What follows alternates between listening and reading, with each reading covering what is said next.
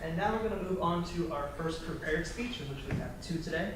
First of which will be Joe Pardo, and I had already mentioned that he is an author, but I don't think that I can list all of the stuff that he does because I don't have enough hands. I don't have enough fingers on my hands to count how much he does.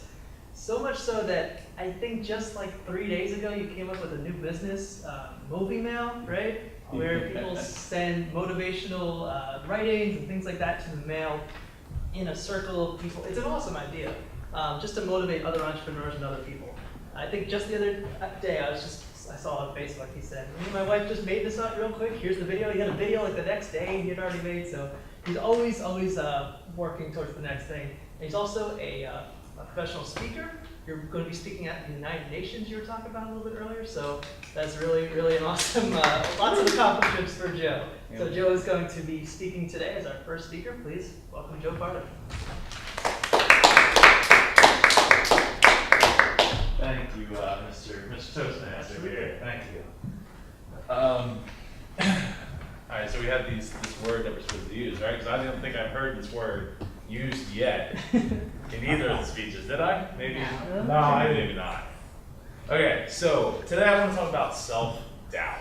Self-doubt, and not just self-doubt, but doubt in general. Because one of the things that stops us from doing what we want to do and what we love to do is doubt. Whether it's doubt coming from other people, not necessarily those people coming and talking down to you, but whether it's those people coming and bringing their own self-doubt and their own fears to you.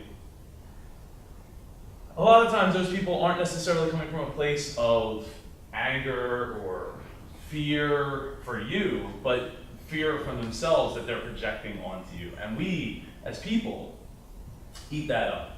The reason we eat it up, to me at least, is because we can stop ourselves from doing anything that we want.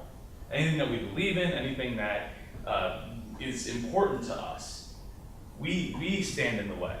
We're, as I saw the other day, we are the number one and the number five things, number one and number five of the things that can stop us. And we can't let that happen.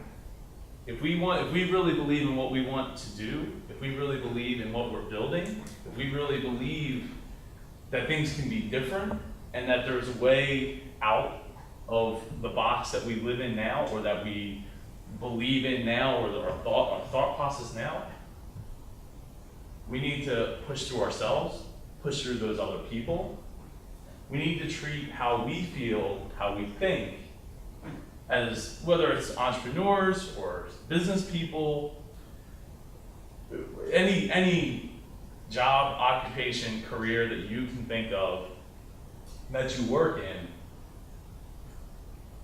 we need to believe in ourselves and act as professionals. And as professionals work every single day to get better, right? We're not all experts at everything that we do. Even if we really know what we're doing, if we've been doing it a long time, there's always ways to do it better. There's new things that come out. There's new ways of thought. There's new studies. There's always something else out there. What we can do is we can practice, right? And that's why I'm not a big fan of the word expert. Professional. We are professionals because as sports athletes or really anybody who is a professional, they practice, they study, they go to school. I mean, even doctors are constantly going back to school. Even nurses. I mean, I'm sure Dana has to go and get schooling regularly and take tests regularly. You know, that doesn't make her an expert. To me, an expert can be somebody who's like a Latin professor, because Latin isn't changing anytime soon. We know what happened, right? I mean, sometimes things change, but so infrequently that even an expert could stay on top of it. It's the fields that do change that we can be professional at. So going back to doubt and dealing it with what's inside of us and how we feel and how we think and how we limit ourselves. it's not easy, right? No one thinks that doing what we want to do is easy. Actually, earlier we were talking about taking vacations for 2 weeks. Well, that's not something that we do. I mean, maybe when we were young and we had a month off from the military, that's a little different situation than, the quote-unquote real world. And part of that, and I know myself, and why I wouldn't take those vacations for a whole 2 weeks, is I get the gym jams about how I'm not supposed to take that much time off, even though our lives are so short. And before we know it, we're older and we're thinking, and I don't want to say old guy, but we're older, or old lady, we're older, and we look back and we say, wow, why didn't I take those vacations? I work every day. I work and do the things, hopefully, that I love.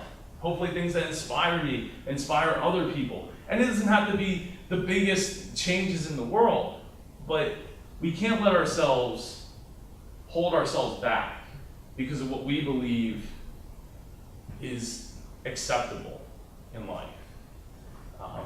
That doubt that we bring upon ourselves is not worth it.